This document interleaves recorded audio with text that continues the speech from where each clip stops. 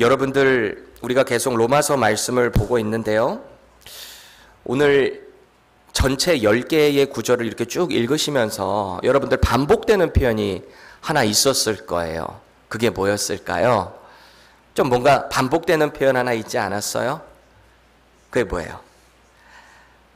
말미암아 그래요.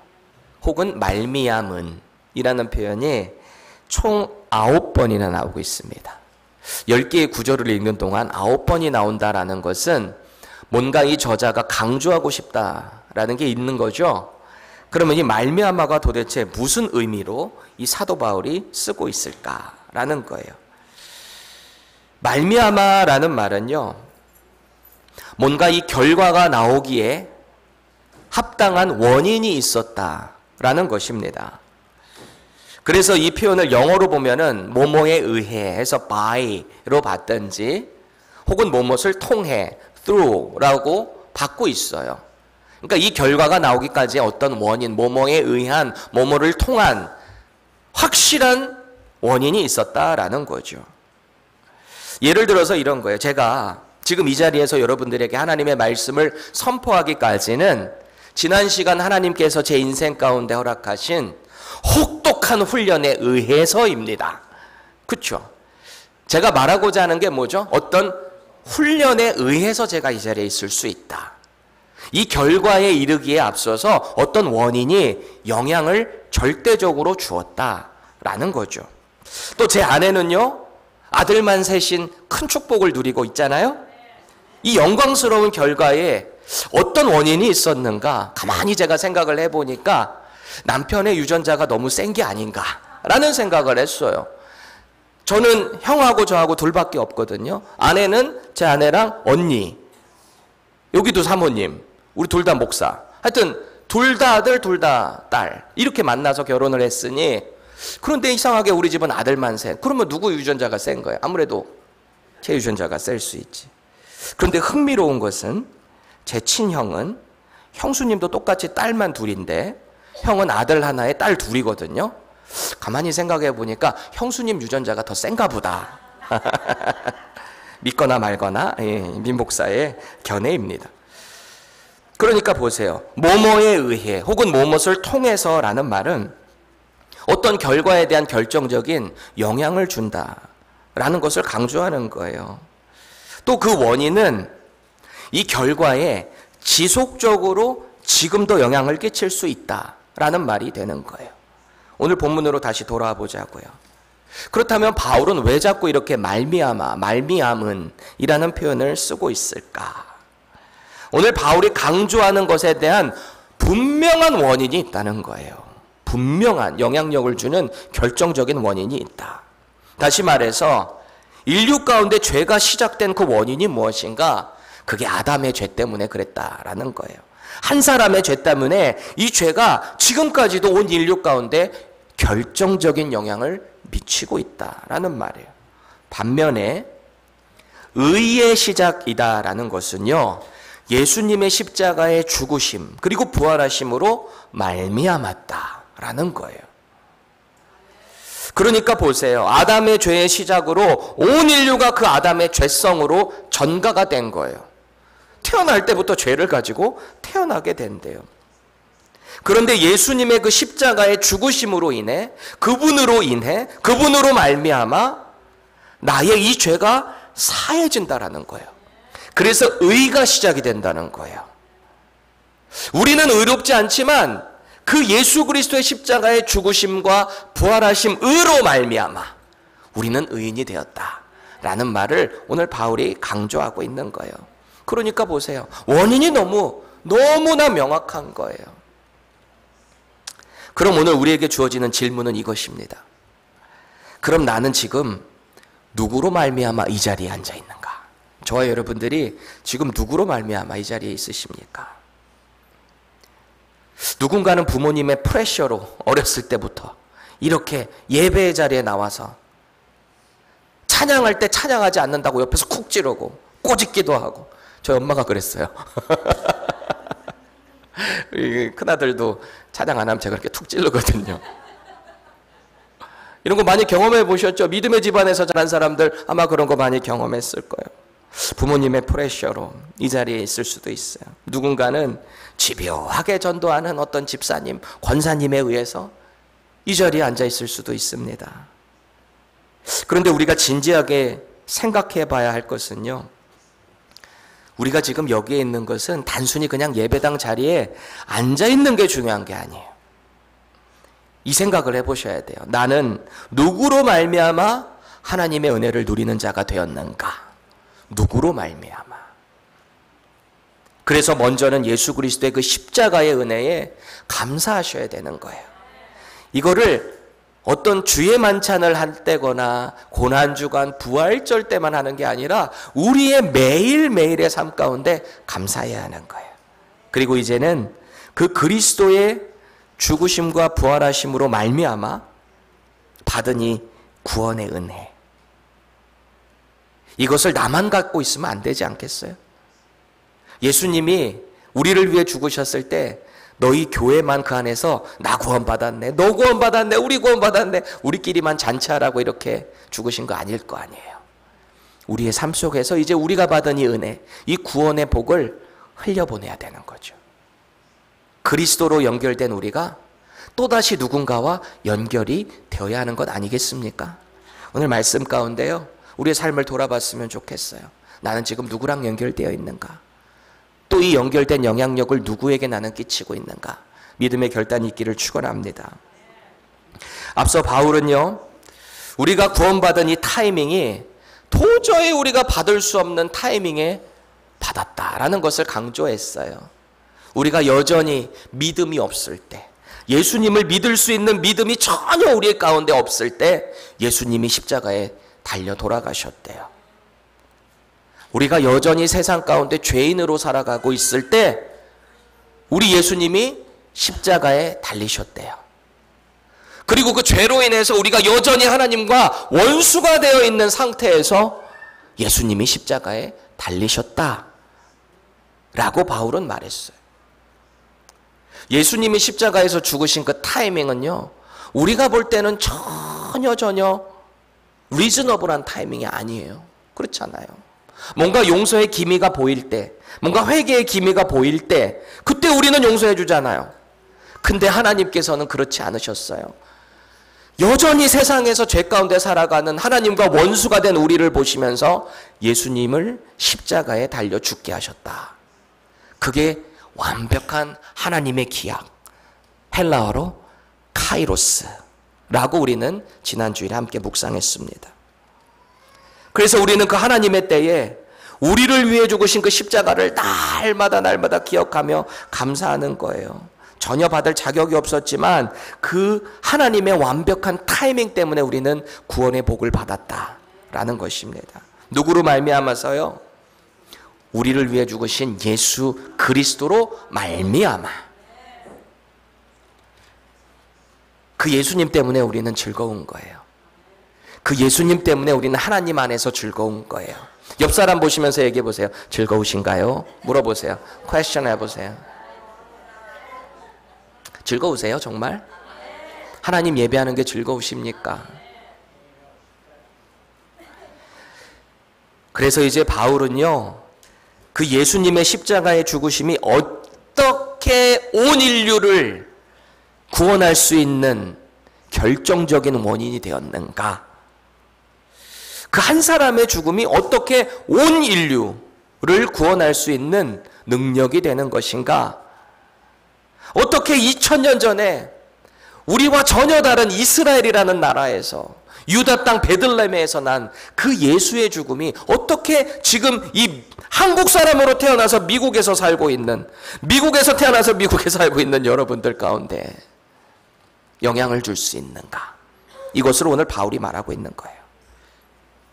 먼저 아담의 죄가 우리에게 어떻게 영향을 끼쳤는가? 아담의 그 죄가 어떻게 우리에게 전가됐는가? 이것을 뭐라고 말해요? 12절 다시 한번 읽겠습니다. 시작.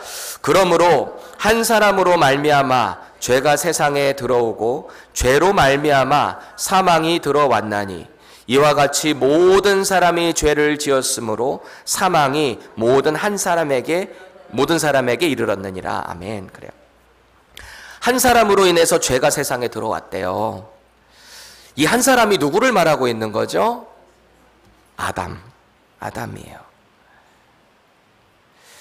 이 아담이라고 하는 히브리어 단어 한번 보실래요?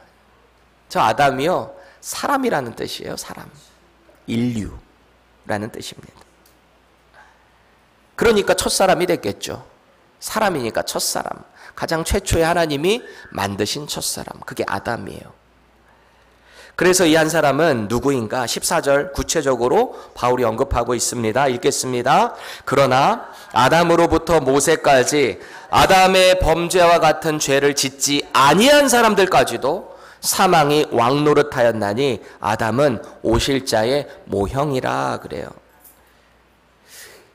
아담에 대한 이야기를 먼저 한 이후에 이제 예수님이 왜 우리 인류의 대표가 되셨는가? 왜 인류의 죄를 사해 주셨는가? 아담은 왜 인류의 대표가 돼서 그가 지은 죄가 왜 모든 인류에게 전가됐는가? 그가 왜 대표격을 가지고 있는가? 그것을 말하고 있는 거죠. 여러분, 하나님의 첫 피조물인 아담이 무슨 죄를 지었길래 도대체 그 죄가 우리에게 전가됐을까요? 우리 주일학교 때 배웠죠? 아담이 무슨 죄 지었어요? 선악과 따먹었어요. 우리는 이렇게 생각할 수 있어요. 아담이 하나님이 절대 먹지 말라고 한 거 선악과 따먹었기 때문에 그는 하나님 앞에 큰 죄를 지었고 그 죄가 모든 인류에게 전가됐다. 틀린 말은 아니죠. 결과적으로 볼 때는 선악과를 먹었으니까. 근데 그 선악과를 먹은 게 왜 그렇게 큰 죄였는가? 이것을 우리가 진지하게 고민해 볼 필요가 있는 거예요. 창세기 3장에 가보면 그 스토리가 나오고 있어요. 아담과 하와에 거처했던 이 에덴 동산에서 이들이 함께 살고 있습니다. 에덴 동산에 있는 모든 열매는 다 먹어도 되는데 동산 중앙에 있는 선과 악을 알게 하는 그 나무만은 절대 먹지 마라. 그 열매는 먹지 마라. 하나님이 경고하셨어요. 그런데 하나님께서 창조하신 들짐승 중에서 가장 간교한 동물이 있으니 그게 누구였죠? 뱀이에요. 뱀이 하와에게 이렇게 물어요. 하나님께서 정말 에덴 동산에 있는 나무 다 먹지 말래? 이렇게 물어본 거예요. 우리가 여기서 추측해 볼 수 있는 것은 그때 당시에는 동물들도 말을 했구나. 사실 아니에요? 사실이에요. 민수기에 보면은 이 발람이 타고 다니는 나귀가 하나님의 뜻을 따르지 않고 하나님의 백성을 저주하러 가는 그 길 가운데 주의 사자가 나타나서 이 당나귀의 눈을 팍 여니까 주의 사자 칼 들고 있는 거 보고 당나귀가 무서워서 자꾸 이렇게 벽에다가 이렇게 긁거든요. 말은 안 통하는데 자꾸 이 당나귀가 끼익 하면서 앞으로는 안 가고 옆으로 가니까 계속 이 발람 주인이 때리는 거예요. 선지자, 거짓 선지자였거든요. 계속 때리는 거예요. 그러니까 나중에 하나님께서 그 당나귀의 입을 열어버리시잖아요. 당신이 왜 자꾸 나를 때려? 내가 한 번이라도 당신의 말에 불순종한 적이 있었어요? 하나님이 입을 열면 동물과 사람이 대화를 할 수 있다. 최초의 이 에덴 동산에도 그런 일들이 충분히 있었겠다라는 짐작을 해볼 수 있는 거죠. 뱀이 이렇게 질문한 거잖아요. 진짜 하나님이 다 먹지 말라 그랬어? 이 질문의 의도가 뭘까요? 사실은 제가 생각하기에는 뱀도 하나님께서 이미 선과 악을 알게 하는 나무 먹지 말라고 한 거 알고 있었죠. 분명히 알고 있었죠. 그런데 이렇게 물어본 의도가 뭐예요? 모르는 척 하면서 정말 먹지 말라 그랬어? 다시 한번 우리 인간들의 마음에 호기심을 발동시키는 것 같아요. 아마 뱀이 이렇게 질문하지 않았다면 이 하와는 이렇게 생각했을 거예요. 저거는 절대 우리가 먹으면 안 되는 거야. 그렇죠? 그런데 우리 인간의 호기심을 발동을 탁 시키니까 진짜 먹으면 안 되나? 갑자기 이런 의문이 든 거죠, 스스로. 뱀한테 말로는 그거 절대 먹지 말라 그랬어, 하나님이. 그거 먹으면 우리 죽는다고 하셨거든. 처음엔 이렇게 답변을 했겠죠. 그런데 가만히 그 말을 해놓고 생각해 보니까 마음의 호기심이 발동한 거죠. 이런 생각을 했을지도 모르겠어요. 성경에 나온 얘기는 아니에요. 제 짐작에 저 뱀도 하나님이 창조하신 피조물이잖아.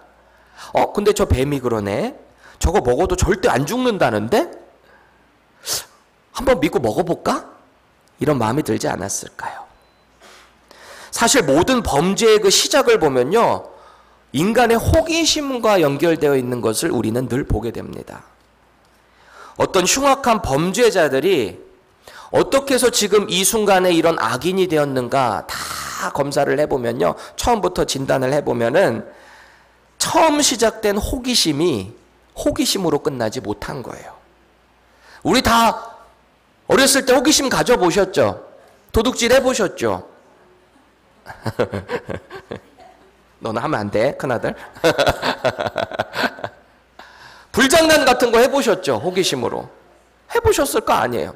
근데 이게 호기심에서 호기심으로 끝나야 되는데, 이게 호기심이 죄의 실천으로 가고, 그 죄가 지속성으로 가고, 이 죄가 점진적으로 가게 되면요, 결국 범죄자가 되는 거예요. 뱀이 처음에는 인간의 호기심을 자극하더니 결국에는 비수를 꽂아버립니다. 창세기 3장 5절을 좀 생동감을 살려서 세 번역으로 보겠습니다. 하나님은 너희가 그 나무 열매를 먹으면 너희의 눈이 밝아지고 하나님처럼 되어서 선과 악을 알게 된다는 것을 아시고 그렇게 말씀하신 것이다. 그래요. 이 뱀의 유혹의 결정타는요, 너 저거 먹으면 하나님처럼 된다는 거예요. 하나님처럼. 이미 하나님께서는 하나님과 같은 권세를 아담에게 주셨어요. 인간에게 주셨단 말이에요. 그 하나님의 권세의 대표적인 상징이 뭘까요? 네이밍 해주는 거, 이름을 지어주는 거. 이게 하나님의 대표적인 권세의 상징이었어요. 여러분, 지금 우리 인류 가운데서도 이름은 대개 누가 지어주죠? 아버지 혹은 어머니가 질 수도 있죠. 대표가 어머니면 어머니가 지어주셔야죠. 또 모든 동물을 다스리시고 정복하는 거, 이거 원래 누구의 권한이죠? 창조주의 권한이에요. 하나님의 권한이에요. 그런데 아담에게 너 이름 지어 정복하고 다스려, 하나님의 권한을 주셨어요, 이미. 그럼에도 불구하고 사탄의 계략은 뭡니까? 하나님의 자리에 우리를 앉히려는 거예요. 하나님처럼 되게 호기심을 자극해서 죄를 짓게 만드는 거죠. 사실 선악과를 먼저 먹은 건요, 누구예요? 아담이에요? 하와예요? 하와예요. 여자예요. 여자가 먼저 먹었어요. 그런데 이 여자가요, 혼자 안 죽어요. 그 죄를 자기 남편에게 나누어 줍니다. 그래서 인류의 최초의 죄가 시작되는 그 범죄의 현장을 가만히 살펴보면요, 참 순식간에 벌어져요. 어찌 보면 하나님께서 그렇게 경고하시고 너 그거 먹으면 정말 죽는다, You will surely die 그랬거든요. 진짜 죽는다 그랬는데 뱀의 꼬임에 넘어가니 여인을 통해서 시작된 이 죄가 남자에게 넘어가고, 이 과정을 보면요, 한순간에 무너져 버려요. 참 허무하기도 합니다. 창세기 3장 6절 보세요. 여러분 머리에 그림을 그리면서 한번 보세요. 시작. 여자가 그 나무를 본즉 먹음직도 하고 보암직도 하고 지혜롭게 할 만큼 탐스럽기도 한 나무인지라 여자가 그 열매를 따먹고 자기와 함께 있는 남편에게도 주매 그도 먹은지라. 그래요. 너무 순식간에 일어나는 일 아니에요. 일단 하와는 사탄의 유혹에 홀딱 넘어갔잖아요. 나름대로 논리적으로 설득된 것도 있겠죠. 저거 먹어봐, 진짜 하나님처럼 될 거야. 아니야, 절대 죽지 않아. 그런데 아담은요, 아담은 뭔가 생각할, 물론 성경에 나와 있지는 않지만 딱 주니까 덥석 받아 물어 먹는 남자. 그 과정 가운데 어떤 대화가 있었는지 성경은 자세하게 말하고 있지는 않습니다. 하지만 어찌되었던 큰 저항 없이 남자는 여자에게 순종하는 모습을 보고 있어요. 그래서 제가 이 말씀을 묵상하면서 또다시 진지한 고민에 빠졌습니다. 남자는 여자를 잘 만나야 한다. 우리 청년들 꼭 명심하세요. 자매 꼭 잘 만나세요. 자매도 마찬가지예요. 형제 꼭 잘 만나셔야 돼요. 하나님 말씀에 순종하고 하나님을 두려워할 수 있는 사람. 그게 최고입니다. 어찌됐든 이 하와가 먼저 먹었지만 그 죄의 책임은 누가 가져가요? 대표격인 남자가 가져가게 돼 있는 거죠. 창조의 질서 가운데 먼저 창조된 남자. 오늘 바울이 말하는 이 한 사람의 죄라는 것은요, 금지된 그 열매를 불순종함으로 따먹게 된 거예요. 그런데 우리가 앞서 살펴본 것처럼 최초 이 아담의 죄는 단순히 선악과를 먹지 말라고 했는데 먹은 불순종이 아니죠. 훨씬 더 깊이 들어가 보니까 따먹은 동기가 문제라는 거예요. 동기. 뱀의 유혹에 넘어가서 이미 누리고 있는 하나님께서 부여하신 그 권세에 만족하지 못한 거예요. 마치 내가 하나님처럼 되려고 한 인간의 반역행위. 그게 바로 인류의 죄가 되었다라는 것입니다. 여전히 지금도 인류는 내가 하나님이 되려고 하는 죄를 지으며 살아가고 있어요. 내가 법이 되면서 살아가죠. 우리를 만드신 하나님을 거부하며 내 주먹이 법이야 믿으며 살아가는 사람도 있고, 각자의 인생 가운데 하나님이 없는 사람이 얼마나 많습니까? 그게 인간의 반역행위다라는 것입니다. 그래서 본문 14절 다시 보세요. 바울 당시 사람들의 질문이 있었을 거예요. 그 당시에 살아갔던 사람들에게. 율법이라는 것은 죄를 정죄하는 기능이잖아요. 율법을 보면서 내 죄가 늘어나는 거죠. 그렇죠? 그럼 율법이 생겼던 모세를 통해 율법이 주어졌는데, 이 모세 이전에는 죄가 있었는가? 이런 질문을 가졌던 것 같아요. 그러니까 뭐래요? 죄가 당연히 있었다는 것입니다. 13절 보세요.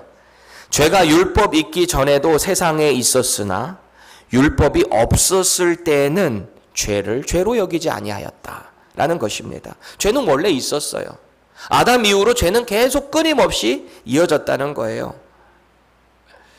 그러니까 노아의 홍수 심판이 있었던 거 아니에요?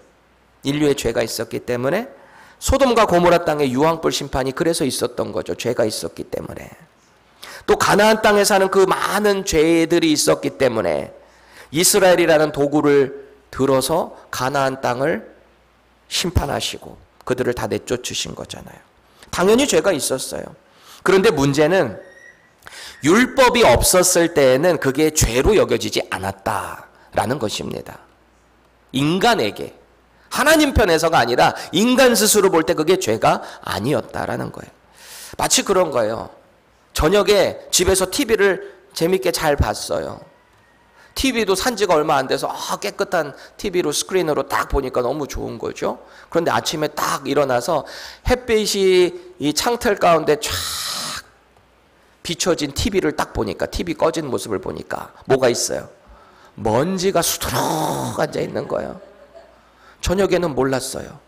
근데 아침에 햇살 가운데, 그 태양 가운데 그 먼지가 보여지는 것처럼 하나님의 율법이 그렇게 우리 인생 가운데 탁 비춰지니까, 율법이 뭐예요? 하나님의 거룩하심이잖아요. 레위기의 핵심이 뭐죠? 거룩. 내가 거룩하니 너희도 거룩하라. 그러셨단 말이에요. 그래서 그 거룩의 기준으로 주신 매뉴얼이 율법이었잖아요. 율법을 우리 인간에게 딱 대니까 죄가 계속 드러날 수밖에 없는 거예요. 그럼 우리는 또 이런 질문으로 연결됩니다. 그럼 죄가 죄인지 몰라서 지은 사람들은 어떻게 되는 겁니까? 그것도 심판의 대상이 되는 겁니까? 네. 그래서 바울은 앞선 로마서 2장 12절에서 뭐라고 했죠? 함께 읽겠습니다. 시작. 무릇 율법 없이 범죄한 자는 또한 율법 없이 망하고, 무릇 율법이 있고 범죄한 자는 율법으로 말미암아 심판을 받으리라. 그래요. 그러니까 공의로우신 하나님의 심판 앞에서 자유할 수 있는 인류는 한 명도 없다라는 거예요. 이제 문제는 그 죄에 대한 결과가 무엇인가? 이거잖아요. 그런 죄를 지으면 결과가 뭔가? 함께 읽겠습니다. 로마서 6장 23절이에요. 죄의 삭은 사망이요 하나님의 은사는 그리스도 예수 우리 주 안에 있는 영생이니라. 아멘. 복음을 그대로 녹여놓은 말씀입니다. 죄의 삭시 뭐예요? 삭. The wages of sin이에요. wages of sin. 일하고 나면 받는 게 보수잖아요. 그게 wage잖아요. 임금, 돈을 받잖아요. 죄를 짓게 되면 마치 그것처럼 반드시 그 임금을 받게 되는데 그 임금의 끝이 뭐래요? 사망이래요. 죽는다는 거예요. 반대로 하나님께서 우리에게 선물로 허락하신 예수 그리스도의 그 복음의 결과는 뭐래요? 영생이니라. 영원한 생명을 우리에게 주신다는 거예요. 그럼 또 질문 드립니다. 원래 하나님께서 최초에 한 사람을 만드셨을 때 죽는 존재로 만드셨을까요? 아니면 영생할 수 있는 존재로 만드셨을까요? 영생을 가진 자로 살게 하셨어요. 그런데 선악과를 먹게 되면 어떻게 된다 그랬죠? You will surely die. 너 죽는다. 먹기 전에 이 말을 바꾸면 뭐예요? 선악과만 안 먹었으면 영원히 살 수 있었다라는 거 아니에요? 다시 말해서 죽음이라는 것은 하나님의 명령을 불순종한 이 한 사람을 통해서 그 사람으로 말미암아 우리 인류에게 결과물로 the wages of sin으로 우리에게 임했다라는 것입니다. 그래서 14절 중반절 다시 보세요. 아담의 범죄와 같은 죄를 짓지 아니한 사람들까지도 사망이 왕노릇하였나니 그래요. 누군가는 억울할 수 있잖아요. 아이 뭐 아담이 지은 죄 때문에 나까지 죄인이 되어야 합니까? 이런 질문을 가질 수 있잖아요. 아니 내가 선악과 따먹은 것도 아닌데 왜 그 사람 죄가 나한테 고스란히 전달되냔 말이에요. 질문할 수 있어요. 그 말을 하는 저희가 뭐예요? unfair하다는 거잖아요. 내가 한 것도 아닌데 왜요? 여러분 그런 생각 해보신 적 있으세요? 근데 이 대표성이라는 게 있는 거예요. 대표성. 이걸 신학적으로는 원죄라고 합니다. original sin이에요. 원죄. 이 원죄는요. 내가 목사님 집안에 태어났던 예수님을 전혀 안 믿는 집안에서 태어났던 할 것 없이 온 인류는 다 죄인으로 태어난다는 거예요. 이 죄가 그대로 가지고 전가돼서 태어난다는 거예요. 이걸 우리가 인정하고 싶지 않지만 우리가 복음을 받아들이기 위해서는 내가 어떤 삶을 살았던 상관이 없는 거예요. 온 인류는 다 그 죄인의 삶을 살았다는 걸 인정하게 되는 거예요.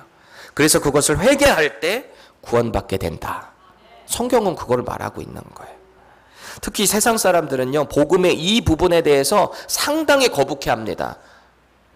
당신은 죄인입니다. 그래서 그 죄사함을 받아야 되는데 그 죄사함을 위해 예수님이 죽으셨어요. 그런데 죽으신 걸로 끝난 게 아니라 살아나셨어요. 그래서 그 예수님의 죽으심이 바로 나의 죄 때문이었다라는 것을 믿기만 하면 죄사함 받을 뿐만 아니라 우리에게는 영생을 얻게 되는 복을 받게 된대요. 이게 복음이잖아요.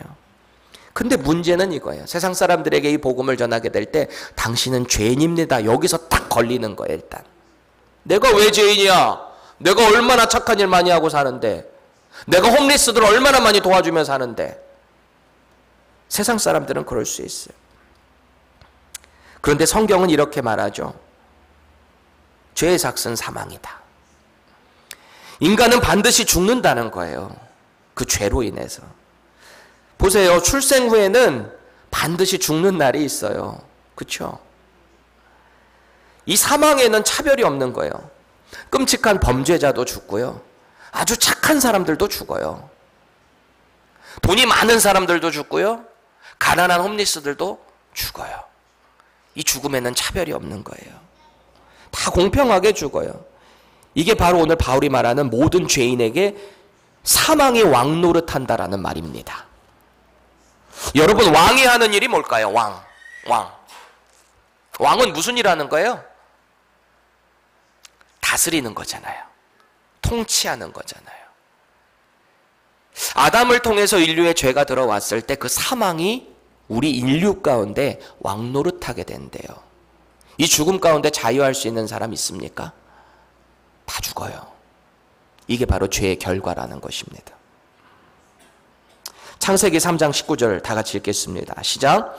내가 흙으로 돌아갈 때까지 얼굴에 땀을 흘려야 먹을 것을 먹으리니 내가 그곳에서 취함을 입었음이라. 너는 흙이니 흙으로 돌아갈 것이니라 하시니라. 아멘. 죄를 지은 이후에 하나님의 심판이에요. 너 흙으로부터 났으니까 너 그 죄 때문에 결국 흙으로 다시 돌아갈 거야. 우리 교회 어떤 권사님은 이 흙으로 돌아간다, 내가 흙이다, 이거 듣고 그렇게 회개하고 통회하고 자복함으로 성령 하나님을 체험했다는 간증을 들은 적이 있어요.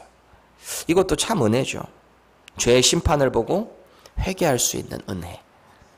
이것도 다 하나님이 주신 거예요. 이제 바울은요, 죄를 대표하는 한 사람, 아담과 반대되는 한 사람을 이야기하고 있어요. 그 한 사람은 바로 예수 그리스도다 라는 것입니다. 15절 읽을게요. 시작. 그러나 이 은사는 그 범죄와 같지 아니하니 곧 한 사람의 범죄를 인하여 많은 사람이 죽었은즉 더욱 하나님의 은혜와 또한 한 사람 예수 그리스도의 은혜로 말미암은 선물은 많은 사람에게 넘쳤느니라. 아멘. 그래요. 지금 바울이 말하고 있는 이 은사라는 것은요, 우리가 잘 알고 있는 성령께서 각 사람에게 주신 은사입니다. 고린도전서 12장에 나오는 똑같은 은사, 헬라어로 카리스마입니다. 카리스마. 여러분, 카리스마가 뭐죠? 우격다짐으로 뭔가 리더십으로 끌고 가는 게 카리스마가 아니에요. 이 카리스마는 은사예요. 하나님께서 거저주신 선물, 그게 카리스마예요.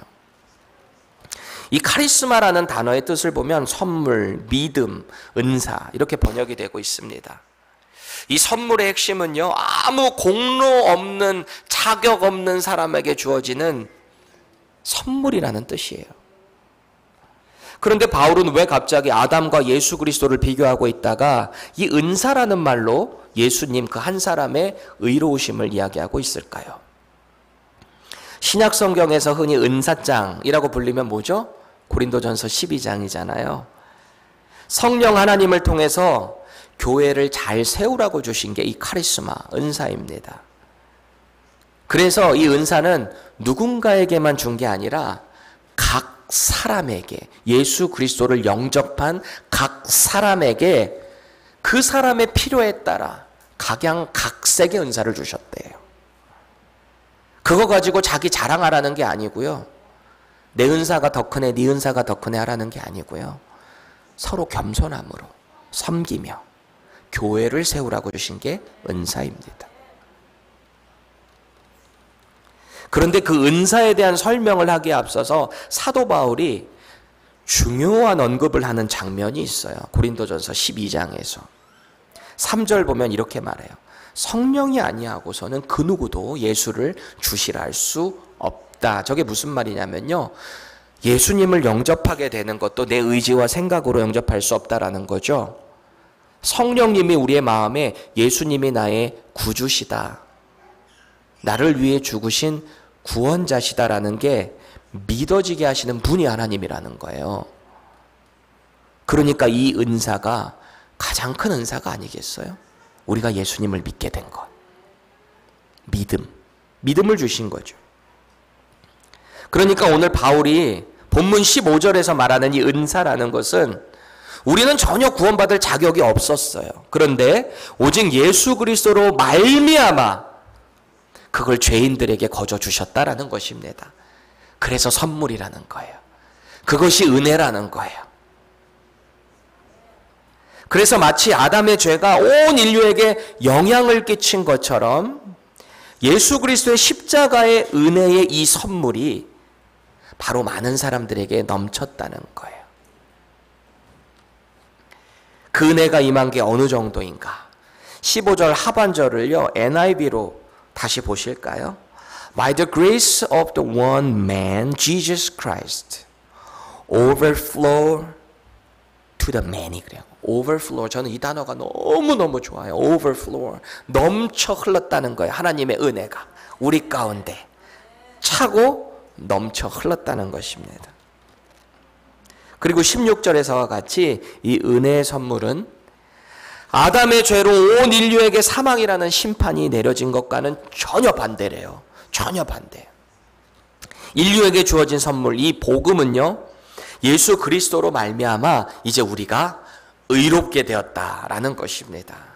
우리가 의로울 수 있는 이유가 하나도 없어요. 근데 우리가 예수님을 믿는 순간 우리는 여전히 죄인이지만 하나님께서 우리를 보실 때 우리 안에 계신 그 예수님을 보시고 우리를 의롭다 칭해 주신다는 거예요. 예수님 믿고도 여전히 사실 우리는 죄인인 거 아시죠? 그 증거가 뭐예요? 예수님을 믿었음에도 불구하고 우리는 끊임없이 죄를 지으며 죄를 사모하며 살아가잖아요. 그렇지만 이전 삶과는 다른 거예요. 우리는 용서받은 죄인인 거죠. 죄와 타협하라는 얘기가 아니에요. 부단히 노력해야죠. 거룩한 그리스도의 신부가 되기 위해 날마다 힘써야 돼요. 말씀을 통해서 말이죠. 그래서 17절 보세요. 한 사람의 범죄로 말미암아 사망이 그 한 사람을 통하여 왕노릇하였은즉 더욱 은혜와 의의 선물을 넘치게 받은 자들은 한 분 예수 그리스도를 통하여 생명 안에서 왕노릇하리로다. 아멘. 아까 죄와 사망이 죄인들 가운데 왕노릇한다 그랬잖아요. 통치한다 그랬잖아요. 죄의 결과가 사망이라 그랬잖아요. 그 사망으로부터 자유로울 수 있는 사람 아무도 없다 그랬잖아요. 그 통치 아래 우리는 다 들어갔다 그랬잖아요. 그런데 예수 그리스도를 믿는 그 사람들은요, 우리 그리스도께서 우리 인생의 왕이 되어주시기 때문에 이제는 그 왕의 통치 안으로 들어가는 거예요. 하나님의 의로 이 땅에 나타나신 예수 그리스도세요. 정말 그분을 왕으로 모시고 살아가는 사람들의 인생에는 얼마나 큰 기쁨이 넘칠까요? 잃었던 생명을 찾았고 영생을 누리는 거 아니에요? 죄로 인해 잃었던 내 생명, 그 생명을 예수 그리스도께서 허락해 주셨다라는 것입니다. 영생은 뭐죠? 영생이 뭐예요? 제가 자주 물어보죠. 영원히 사는 거예요 하면 틀렸다 그랬잖아요. 영생이 뭐예요? 주님과 함께 영원히 함께 하는 거. 지옥에서도 고통 가운데 영원히 살아요. 근데 영생을 누린 자는 예수 그리스도와 함께 영원히 하나님을 예배하며 살아가는 거예요. 그때의 예배는 지금의 예배와 다를 거예요. 마이크 팩팩거리고 막 애기 막 울어대고 그래서 막 집중 안 되고 내 마음을 흐트러뜨리는 예배. 오늘따라 왜 이렇게 찬양 인도자가 계속 일어서서 찬양하라 그래, 모르는 곡만 팩팩 부르고 있어, 이런 예배가 아닐 거예요. 우리가 하나님 나라에 가는 그날에 우리가 영원히 하나님 예배하며 산다 그랬잖아요. 이 예배는요, 걱정, 근심, 고통 아무것도 없는 상태, 인류에 있는 모든 죄가 사라진 상태, 완전히 하나님을 기쁨과 즐거움으로만 예배하는 그날의 예배가 되는 거예요. 우리가 상상도 할 수 없는 기쁨이 그날에 우리 가운데 이루어진다라는 것입니다. 그래서 그 연습을 여기서부터 하는 거예요. 그리스도와 함께 영원히 함께하는 건 말이죠. 우리가 예수님을 믿는 자체가 기적적인 은혜입니다. 우리가 뭐 예수님을 믿을 수 있는 자격이 있었어요. 그런데 하나님께서 성령님을 통해 예수님을 믿을 수 있는 그 마음, 믿음을 은사로 우리 가운데 허락하신 거예요. 선물로 우리에게 허락하신 거예요. 우리가 한 게 하나도 없어요. 여전히 죄성을 가지고 죄인으로 살아가지만 그저 우리 안에 계신 예수님 때문에 우리는 그 죄를 멀리하고 미워할 수 있게 되는 능력을 갖게 되는 거죠. 그래서 바울은 오늘 20절에서 이렇게 말해요. 율법이 들어온 것은 범죄를 더하게 하려 함이라. 그러나 죄가 더한 곳에 은혜가 더욱 넘쳤나니. 그래요. 이게 무슨 말이죠? 봐라. 율법이 모세를 통해 들어왔을 때는 범죄가 전보다 더 심해졌다, 이 말이에요. 그럼 여러분 생각해 보세요. 모세를 통해서 율법이 인류 가운데, 이스라엘 가운데 주어졌는데 율법을 받는 순간 내가 죄를 더 지어야 되겠다, 이거일까요? 이 말이 아니에요. 죄는 여전히 있었어요. 아담 이후부터 계속해서 모세를 통해 율법이 주어지기 전까지 죄는 언제나 존재했어요. 그런데요, 문제는 이거죠. 원래부터 죄가 있었지만 율법을 딱 보고 나니까 율법을 통해 우리의 범죄가 드러나게 된 거죠. 그런데 계속 보세요. 20절. 죄가 더한 곳에 은혜가 더욱 넘쳤나니. 그래요. 이게 또 무슨 말일까요? 죄를 더 지으며 살아야 할까요? 간단해요. 여러분, 죄를 죄로 여기지 않는 곳에서는요, 죄사함이 없어요. 죄사함이 없다는 말은요, 용서의 은혜를 누리지 못하는 거예요. 반대로 죄가 많은 곳에 예수 그리스도를 통해 용서받는 자가 많다라는 것은 그만큼 은혜가 넘친다는 이야기입니다. 그래서 누가복음 5장에 보면 예수님께서 한 중풍병자가 침상에 누워 있는 걸 봅니다. 그가 혼자 스스로 못하니까 친구들이 메어와서 보는 걸 보고 그들의 그 마음을 보시고 믿음을 보시고 치유함을 주십니다. 그런데 뭐라고 말씀하세요? 누가복음 5장 20절 보세요. 이 사람아, 내 죄사함을 받았느니라 하시니. 그래요. 그 온 중풍병자를 보고 이 사람아, 네 죄사함을 받았다 그랬다는 거예요. 여기서 이 사람아라고 부르신 예수님의 말씀이 조금 어색하지 않아요? 뭐 아들아, 하나님의 아들아, 뭐 친구요, 뭐 이렇게도 말할 수 있는데 왜 이 사람아 이렇게 말씀하셨을까요? 이 사람이라고 번역된 헬라어 단어를 보면요, 인간 혹은 인류라고 번역되는 안트로포스입니다. 안트로포스. 아까 히브리어로 인류가 뭐라 그랬죠? 아담. 사람, 인간. 예수 그리스도께서 중풍병으로 누워있는 그 사람, 그 한 인간, 인류에게 죄사함을 선포하셨어요.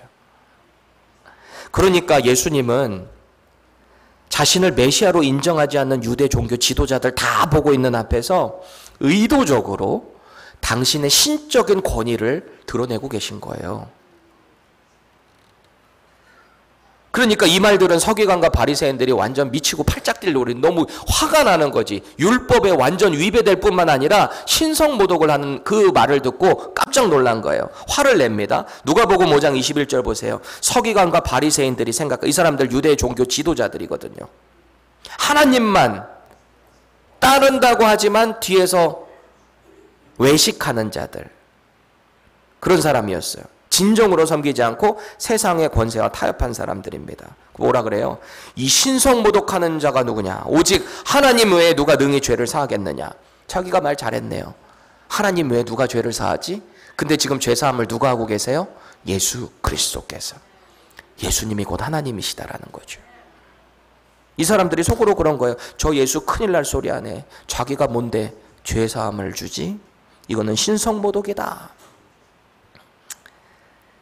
이거를요, 말로 한 게 아니에요. 속으로 한 거예요. 이 종교 지도자들이 속으로. 근데 예수님이 또 그들의 생각을 읽으셨어요. 왜요? 예수님은 인간의 창조주시니까. 우리의 마음과 생각을 다 읽으시는 분, 우리의 머리털까지 세시는 분. 그게 하나님이시라 그러잖아요. 예수님이 그런 분이에요. 죄사함의 권세를 가지신 하나님이신 거예요. 인자가 죄사함을 가지고 있는 것을 너희들이 알게 될 것이다. 그렇게 말씀하셨어요. 그리고 하시는 유명한 말씀이 있는데요.